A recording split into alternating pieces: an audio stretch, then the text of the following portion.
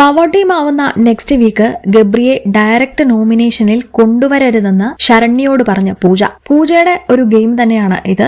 Direct നോമിനേഷനിൽ വന്നാൽ ഗബ്രിയെ ആരൊക്കെയാണ് നോമിനേഷനിൽ vote ചെയ്യുക എന്ന് നമുക്കറിയാൻ സാധിക്കില്ല. അതുകൊണ്ട് തന്നെ ഓപ്പൺ നോമിനേഷന് തന്നെ ഗബ്രി വരണമെന്നാണ് പൂജ പറയുന്നത്.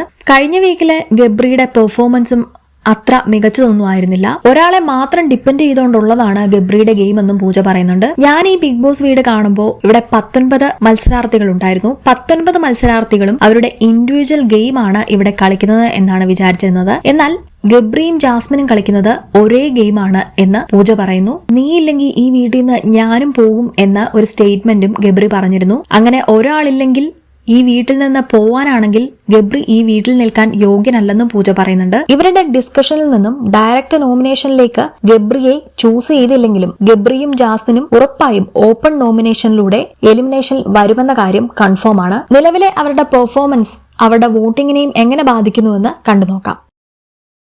വീഡിയോ ഇഷ്ടമായാൽ ചാനൽ ഫോളോ ചെയ്യൂ, ബെല്ലൈക്കൺ അമർത്താനും മറക്കല്ലേ.